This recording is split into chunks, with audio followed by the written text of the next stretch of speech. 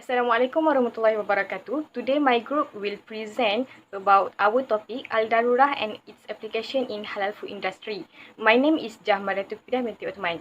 Okay, Islam is a religion that doing something for the sake of kindness for its adherents. The purpose of Sharia in Islam is for easiness.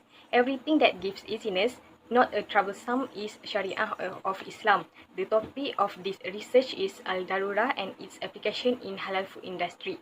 Word Darurah mean intentions and narratives. From terms of Sharia, Darurah means the need for something urgent that if it does not take what is forbidden by the Islamic law, then the destruction of proximity will occur. Nowadays, the Darurah application does not focus on the usage of pigs, carcasses, drug and liquor classically. It involves the various derivatives that occur from modern technology. There is conflict of ulama about certain that are used in the food industry for the time being, and it gives impact toward the status of its use in Darurah. Al-Darurah concept play a big role in the halal industry development, whether in the halal food industry, pharmacy, also in banking and Islamic banking. Darurah concept will be one of the basic consideration if there are a rise of narrowness and harm in any sector that involve halal and haram mechanism. This research will discuss the Darurah concept based on Islamic view. Current view consists of Darurah and the halal industry, so that this concept will did not misrepresent and misused by irresponsible and unqualified individuals. The objective is to understand the concept of Darurah in Islam.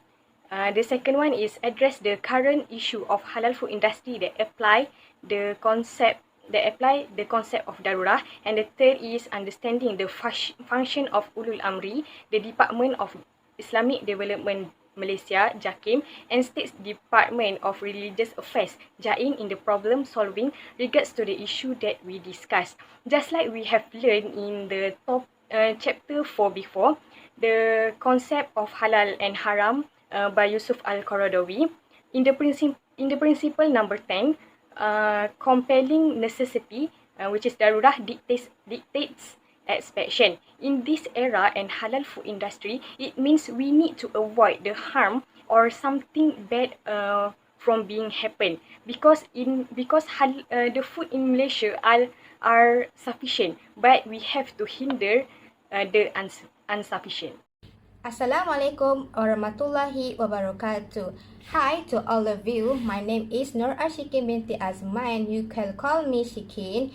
Today, I want to tell and talk to you about the first issue, GMO or genetically modified organisms. So we have 4 issues, which is number 1 is genetically modified organism, which is my issue, and second one is about alcohol as a soft drink stabilizer. Third one is about food hygiene and food safety, and lastly about halal certification. Okay, so the first issue is about GMO. So what is GMO? Okay, GMO is genetically modified organisms, or a genetic modification of an organism into a new form by releasing one or more genes into the DNA of another organism and incorporating them into the DNA of the food to be modified.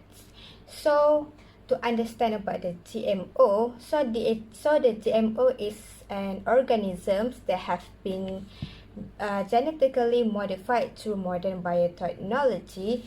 So the DNA of organism, which is from plants or animals or etc., to incorporating with another DNA of organism to modify into the foods that want to be modified. So this is a definition about GMO. Okay, so what is the purpose of the GMO?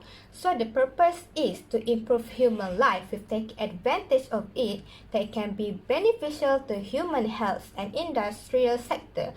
So for the industrial perspective, the GMO foods, it can resistant to pesticide, insects and longer lifespan. So the food are more nutritious than other foods that done through by the modern biotechnology. So this is the purpose of it.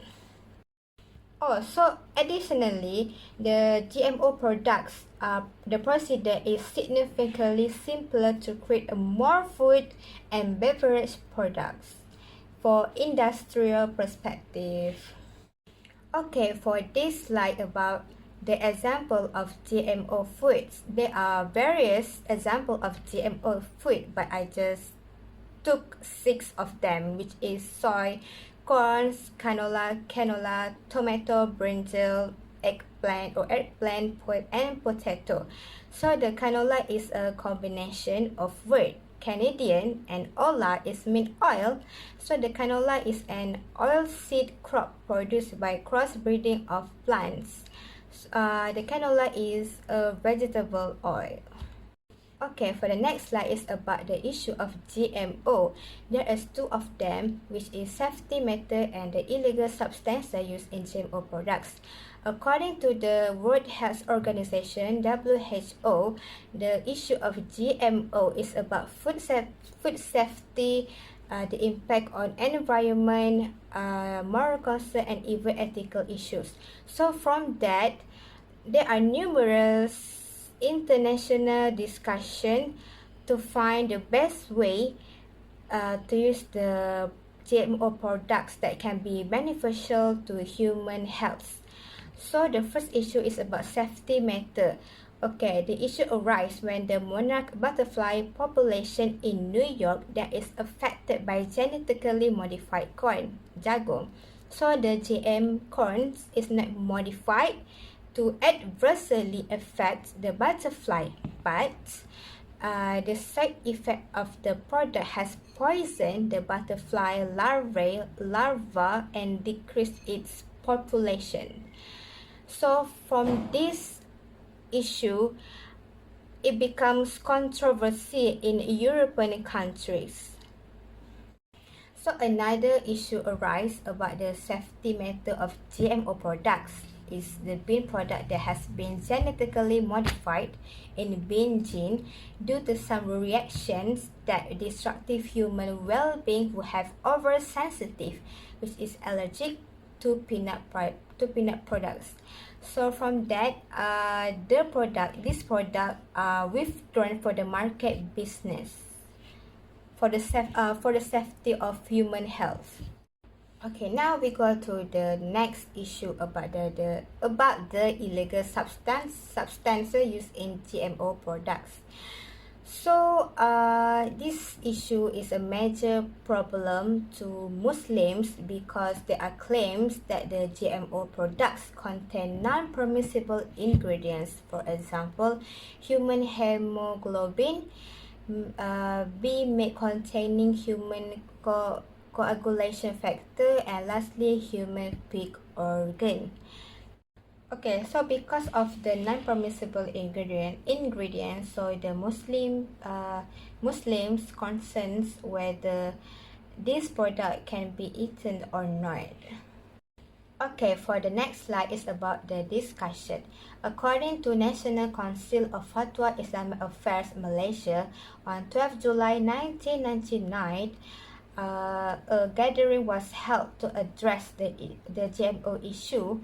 So the Muzakara has stated any GMO products is permissible as long as it complies with procedure determined by the relevant committee.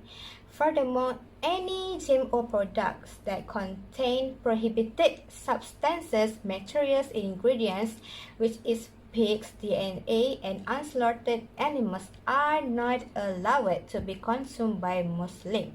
So this is according to National Council of Fatwa Islamic Affairs Malaysia. Okay, next, usul fiqh. This is usul fiqh method.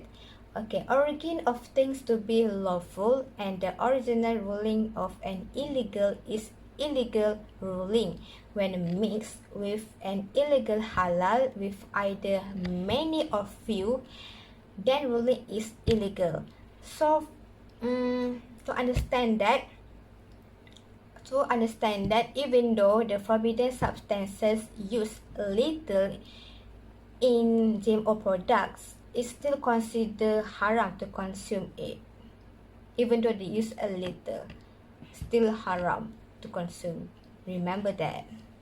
Okay, lastly, Muslim scientists, according to the Malaysian standard on halal food, which is MS 1500 2009, second revision.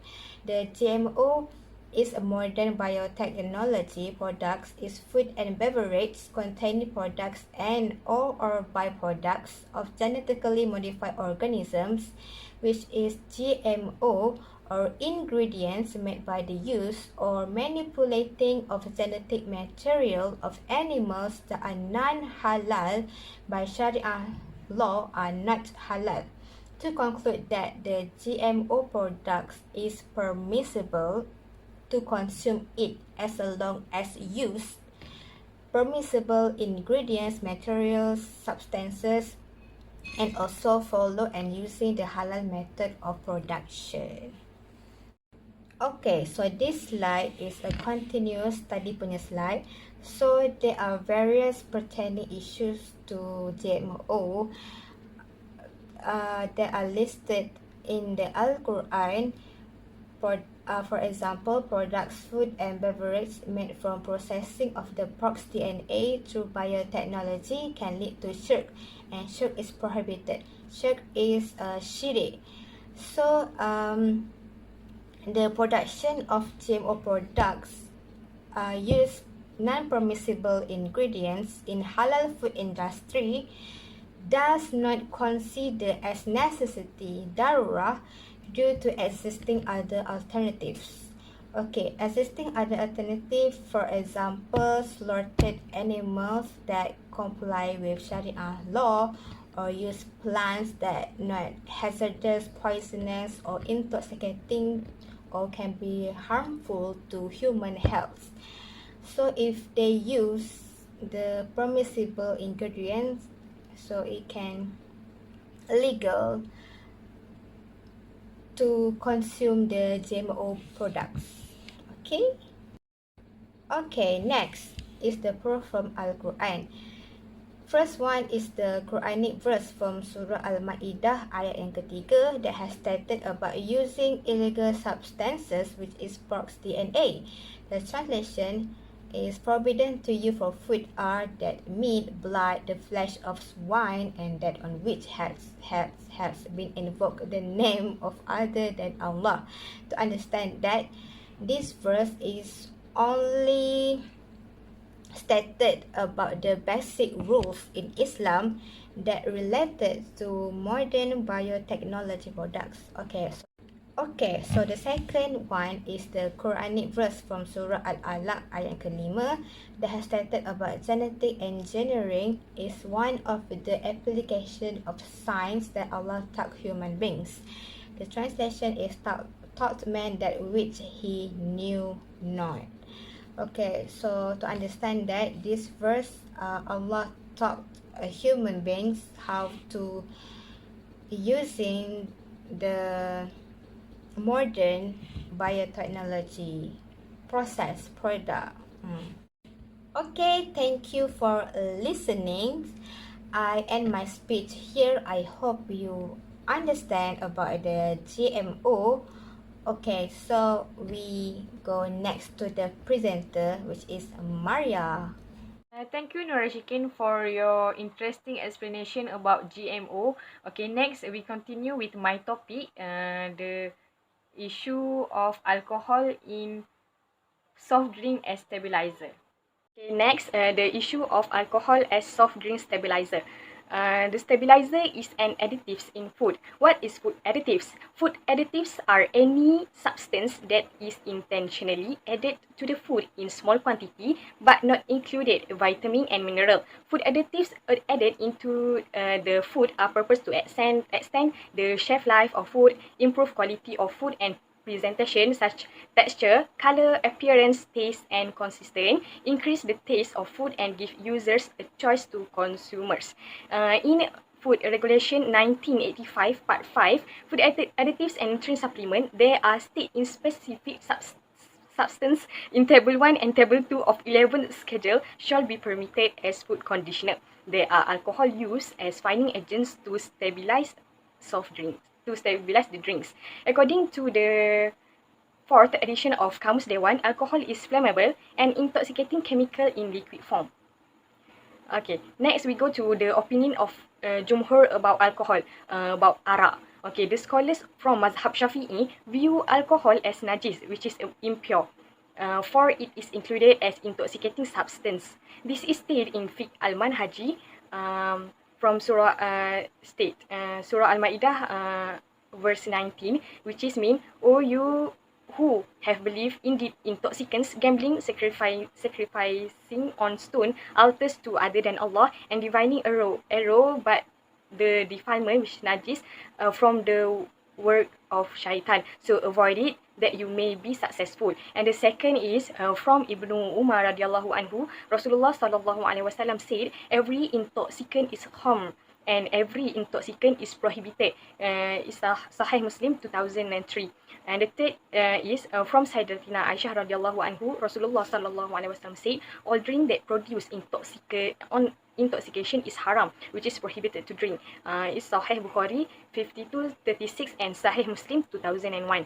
And the last is from Jabir radiallahu anhu, Rasulullah sallallahu alaihi wasallam said, "If a large quantity of any beverage intoxicates, then a small amount of it is prohibited." It is Sunan Abu Dawud 3681, Sunan At-Tirmizi 1866, and Sunan Ibn Majah 3393. So the Muzakarah of Fatwa Committee of National Council for Islamic Religious Affairs Malaysia states about the alcohol as soft drink stabilizer was discussed. The issue in the Muzakarah of the 22nd Malaysian Islamic Religious Affairs Council's Fatwa Committee and met on 24th November 1988, and the decision that related to the alcohol as soft drink stabilizer is the cordial drinks containing added flavor from alcohol as stabilizer are permissible, which is halal to drink if the alcohol as the stabilizer is not produced from the process of making arak and the quantity of alcohol in flavors is little, which is not intoxicating. And then not all food that contains alcohol is intoxicants, which is arak. It was discussed about alcohol in Islamic view on 7th Malaysian Islamic Religious Affairs Council's Fatwa Committee on 11th to 12th April 1984. The decision is every alcoholic beverage, which is arak, contains alcohol, but not all alcohol is arak that considered is an intoxicant and prohibited. Alcohol from the process of making liquor is prohibited, which is haram and impure najis. Alcohol occur than other than alcoholic beverage process is impure but is prohibited to consume. And then soft drink that were made by the same way as liquor, arak, it is prohibited, haram to consume, even it contains small amount of alcohol or the alcohol is distilled. And then the soft drink that are made not for alcoholic beverage or intoxicant substance in the way, and the way is different than alcoholic beverage, the which is arak, is permissible, which is halal. And then alcohol that is occur by product in food processing is not najis and permissible to eat. And the last is from the special Muzakarah of the National Council Fatwa Committee for Malaysia's Islamic Religious Affairs was make the decision about the alcohol issue in food, drinks, fragrance and medicines on 14th to 16th July 2011. And the decision for this issue is alcohol in soft drinks as stabilizers are permitted as follows. Food or drink that contain added flavor or coloring that contains alcohol as a stabilizer is permissible if it is not produced from the making of liquor, which is arak, and the alcohol percentage content in the final product is not more than 0.5%. So the conclusion for this issue based on the fact and explanation, the Mufti of Federal territory said if the alcohol content as a stabilizer is exceeding 0.5%, it is prohibited to use, and it is even it is not created from the arak making process. Okay. The last is Malaysia using mazhab Syafi'i as guidance in making hukum. In law enforcement, hukum halal and haram food additives, even though it is subjective because involve current issue and the latest technology development, role and influence of opinion in fiqh mazhab Syafi'i still dominates fiqh view another mazhab. It proves how the excellence of mazhab and the wisdom of the local scholars in the justification of the method and manhaj of Shafi'i mazhab continuously to fulfill the will and current needs of Muslim in Malaysia today. I think that's all for the issue of alcohol. Okay, next we go to the issue that's related with the topic Al-Darurah and its application in halal food industry. Thank you to Teacher Maria for the great information. Next, I will presentation about my part. My part is about food safety and food hygiene. Assalamualaikum warahmatullahi wabarakatuh. My name is Nur Hafizah binti Ibrahim, ID 2020952991. Okay, I will continue the presentation. The issue that I studied is from food safety and food hygiene. The issue is the cleanliness ingredients of foods. Before that, I will introduce about food safety and food hygiene. Okay, food safety is a logical control depiction taking care of planning and capacity of food in manners that forestalling foodborne disease. The event of at least 2 cases from the ingestions of food from the typical spot is known as the foodborne illness episodes. For the food hygiene is a progression of practices performed to safe well-being. As per the World Health Organization (WHO), cleanliness adults to conditions as a practice that help to keep up well-being and forestall the spread of sickness. Food cleanliness is the conditions and measure important of guarantee the security of foods from creation to utilization. Back to my issue, the cleanliness ingredients of foods. The tidiness element of foods are significant in the food industry. A food is considered as halal if the fixing utilizing are from halal source.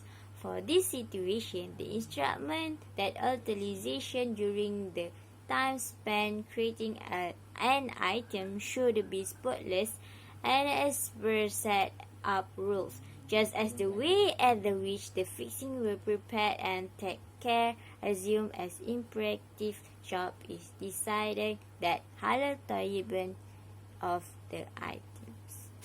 The discussion of our issue. Cleanliness, sanitation and security are significant essentials and good manufacturing practice GMP or good hygienic practice GHP is necessary prerequisite in getting ready halal food. From Mufizu 2017, the condition of halal of a food is commonly detected by 2 elements. Any factor alludes to the constituents or elements of the food, while other factor alludes to the way at which the food is being taken care of and prepared. The idea of halal food is recommended without coupling it with the part of cleanliness and tourism. From a comprehensive viewpoint, food must be halal, a right for human utilization and conveys a high health benefit. The proof that ingredient foods must be clean from the Quran and Hadith. From the Quran, we can get from the Surah Al-Baqarah, Ayah 168. The translating is, O humanity, Eat from whatever is on earth that is legal and great, and don't follow the strategies of Satan. For sure, he is to you an unmistakable adversity. And from the Hadith, Prophet Muhammad SAW additionally refers in Hadith, God is acceptable, adores acceptable, clean, cherishes tidiness, cream, cherishes liberality, adores the great, and ranks you, describing by Al-Tirmizi 2723. And from Bukhari and Muslim, Prophet Muhammad said, Verily the law is clear, and the law is clear, and among them there is a thing which is not legal, which is are not legitimate or unlawful. That means doesn't have a clue, like an individual who secures his religions and his respect. An individual who slips into a snake's case will go into the unlawful demonstration of a sheep herd by a restoration spot, which is the end comes up short, and he entered the spot of denial. The illegal and taboo foods of God is all that is prohibited. Realize that everyone is a bit of substance on the food's change that is the acceptable. Acceptable is the entire body, and if it is broken at the point that entire body is broken, describing to Bukhari and Muslims. And the additional from the Muslim scientific perspective, as indicated by Fiqh Halal Certificate Procedure Manual 3rd Review 2015, during the food planning, taking care of, preparing, bundling, stockpiling, or move of food items, it must be go along to the prerequisites of Islamic law and guarantee clean in understanding to God manufacturing practice GMP or good hygiene practices GHP. Also, as indicated by Department of Islam Development Malaysia JAKIM and Halal Standard MS 1500/2009, all handled food is halal must meet the accompanying prerequisites halal food, which as far as creation, planning, dealing with and at capacity in general guidelines. Second revelation. A. Food or its fishing will not be prepared to utilize any segments or result of creatures that are not halal by Sharia law, or of halal food any segment or result of creatures that are not butchered by Sharia law. B. Food will not be handled utilizing anything in any amount that is announced as najas by Sharia law. C. Processed food or its fishing will be okay for utilization, non-intoxication or non-dangerous to well-being. D. Food will be arranged, prepared, or made utilizing gear and or fishes that are liberated from development with najas. And E. During its readiness, preparing, take care of, bundling, stockpiling, circulation, and service, it will be truly isolated from whatever other food that doesn't meet that necessities indicate in, or whatever other things that are declared as najas by Sharia law.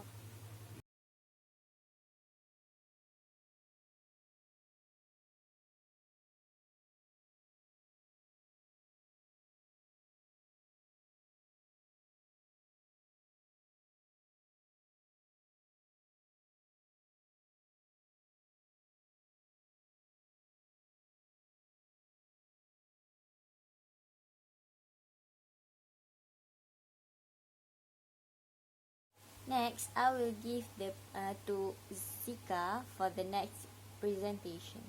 Okay, thanks to Hafiza for explaining it. And now I will explain about my part. The issue is misuse of halal certificate and fake halal logos. Assalamualaikum warahmatullahi wabarakatuh. My name is Hazika. So now I'm going to continue our presentation by talking about the halal certification. Okay, First, the meaning of halal certification. It is an item accreditation tending to particularly the fixings and creation process which permits the maker to put the halal logo of the HCO on the item bundling. This logo imparts to the Muslim customer that the item is halal. Okay, for Muslim customers, it is important for them that every product or food or something else to have halal certification, because this can assure to them that there is no haram ingredients in the product. Okay, next, benefits of halal certification. Okay, it can give advantage to customers because they doesn't need to try checking all the fixes and learning about the creation, and it can guarantee clients that the food served is halal. Okay, next slide. Okay, the issue of halal certification. There were several cases of halal mark fraud committed by traders or halal food manufacturers claiming that their goods were halal, but the truth was not. And most food manufacturers or sellers in Malaysia regard the halal industry as a legitimate business opportunity in which any commodity classified as halal would be seen as having market credibility. Okay, the food manufacturers or sellers in Malaysia taking this as an opportunity for them so that their goods are selling very well, because they know a lot of customers, especially Muslim, will look for the halal logo before they buy any product in the market. Okay, next, this is the difference between the halal logo from Jakim and fake halal logos. Okay, first, the halal logo from Jakim, we can recognize the halal logo by, first, there is the word Malaysia in a circle, and second, there is 8 pointed stars in the center of the circle, and third, there is the Arabic word halal in the middle of the star. Number four, there is a 2 small pointed star. Five, for separate the Roman and Arabic. And number five, there is halal writing in the middle. Okay, and number six, writing Malaysia in Arabic. Okay, this is the way that we can recognize the halal logo from Jakim. Okay, next to the halal logo from Jakim, there is the example of fake halal logos, and there is 6 of them here. Okay, next slide. The role of government agencies in combating halal logo issues. Okay, first, the government can provide Muslims and non-Muslim businessmen with our awareness of the halal principles and laws. Okay, numerous business people don't understand that it is a mistake for them to say something that the items are legitimately subject in the event that they don't have the endorsement of Jakim. Okay, second, give comprehension to Malaysian shoppers and Malaysians by and large about the halal accreditation process and the local and job of each body include. Okay, the low level of knowledge and lack of concern is one of the issues or factor explaining why many entrepreneurs who still refuse to apply for halal certification. This is because they think that it is not a big concern for them to know or to learn the reason to have or apply for halal certification. Okay, number 3, the government can eliminate the halal related errors such as usage of halal fake certificates, usage of halal certificates from non-registered international bodies, bodies, abuse of halal imprints or logos or identifications, and disseminate inaccurate and imprecise knowledge without JAKIM's approval. Okay, number 4, improving legal structures and regulatory compliance among entrepreneurs with halal standards and integrity. Okay, the law enforcement authorities need to work harder to track employer compliance, and employers need to be more dedicated and accountable to ensure that their goods comply with the Sharia and halal requirements. Okay, next, for the conclusion, overall, we can see that this village illuminates the difficulties faced by Muslims in continuing their lives according to their circumstance. That means they are permitted in the eventual situation to eat or drink unlawful food on their own, and it is up to them to use it to bring them success in life. There's a lot we can learn about the value of the above stuff for human well-being that's needed in today's everyday life. For example, we can see how GMO will benefit from its use, which, given the presence of DNA from pig and other non-halal ingredients, produce better results. Okay, next is the last slide. Recommendations. Companies should ensure that they employ staff who are completely healthy, experienced, and fully understand Islamic procedures. As an example, non-halal food and drawing items should be kept separate from those purchased by Muslim consumers on a different shelf or partition. Muslim consumers should only buy food items which have been verified halal by checking the product package prior to purchase. Furthermore, proactive awareness and protection by an authority is a significant feature which needs to be strengthened from time to time in order to overcome illegal activities. Authorities like the Department of Jakim, Development Malaysia, and Department of State Islamic Religious Jain should improve their monitoring activities by hiring more enforcement officers in combating halal food fraud issues. In addition, as a Muslim, be a smart user before spreading and sharing halal issues by consulting with a competent authority to prevent misunderstanding. Any concern regarding infectious halal issues may be followed in further detail at Halal Hub Division, Jakim. To conclude, we could visit the Halal Directory at www.halal.gov.my or on the Smart Halal and Verify Halal smartphone applications to find out the halal status of products with the Malaysian Halal certificate.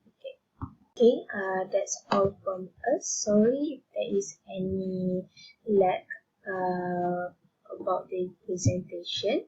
Thanks for watching. Thank you. Syukron. Kamsahamnida. Terima kasih. Share. Arigato. Thanks for watching everyone. Assalamualaikum.